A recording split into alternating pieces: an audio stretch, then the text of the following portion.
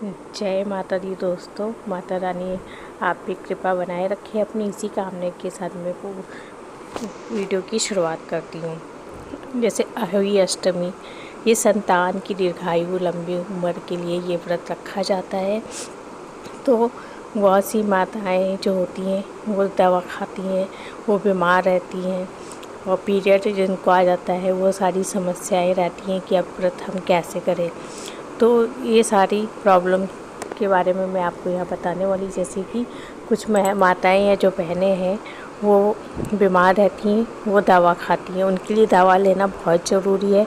तो ऐसे में वो व्रत कैसे रखेंगी?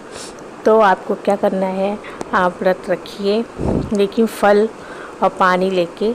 आप अब दिन भर में पानी ले सकती हैं, फल खा के दवाई खा लीजिए, लेकिन कोशिश करिएगा कि दिन में सिर्फ एक बार खाएं। बार बार देखिए, बार बार खाने से कोई मतलब नहीं है, वो फिर व्रत नहीं माना जाएगा। लेकिन अपने शरीर को कष्ट मत दीजिए। आप मेडिसिन जब खाना उससे पहले थोड़ा सा फल वगैरह खा लीजिए, नमक की चीज़ें ना खाएं, बस इस बात का ध्यान रखिएगा। और जल एक बार पी लीजिए। अगर बिल्कुल भी शक्ति नहीं है तो मैं तो यही बोलूँगी कि आप व्रत ना रखें, तो फिर आप इसका उद्यापन कर दीजिए, वो ज़्यादा बेहतर है। और दूसरा ये है कि अगर आप रह रही हैं, दवा एक बार खानी है, क्योंकि ये जब तारों को अर्घ्य दे दिया जाता है तो उसके बाद व्रत का पालन किया जाता है।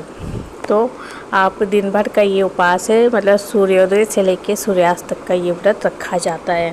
तो आप दोपहर में फल लेके दवा खा लीजिए, फिर जब तारों को अर्घ्य दे दीजिएगा उसके बाद आप खा सकती हैं। इसमें पुए गुलगुले वगैरह बनते हैं, वो चढ़ा के आप उसी प्रसाद से ही व्रत का पालन करेंगे।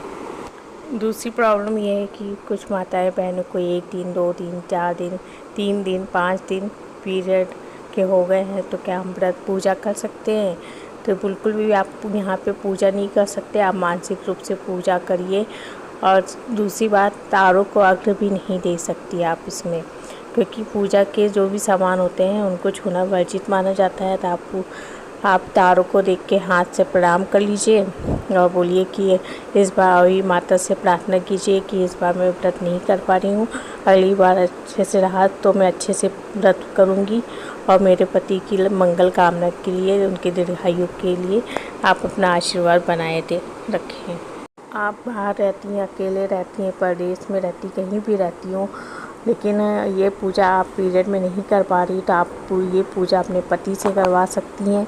और अगर आपके पति, जो आपके यहाँ पकवान बनते, भोग लगाए जाते, जो प्रसाद बनते हैं, अगर वो नहीं बना पाते हैं तो आप सिंघाड़ा और बताशे का भी प्रसाद चढ़ा सकती, क्योंकि स्याऊ माता को इसका भोग लगाया जाता है। कुछ माताएं बहनें सोचती हैं कि अगर हम 4 दिन में फ्री हो गए तो क्या पूजा कर सकती हैं। देखिए, 4 दिन तो आप मंदिर को नहीं छू सकती हैं, पूजा का कोई सामान छूना भी वर्जित होता है। आप 5वें दिन अच्छे से स्नान कर लीजिए। अगर आपका 5वां दिन है तो आप यहाँ पे पूजा कर सकती हैं। तारों को भी अर्घ्य दे सकती हैं। दोस्तों, आपके बहुत सारे प्रश्नों के उत्तर मिल गए होंगे, इसलिए मेरे चैनल को सब्सक्राइब कर लीजिए, मेरी वीडियो पे बने रहिए। धन्यवाद।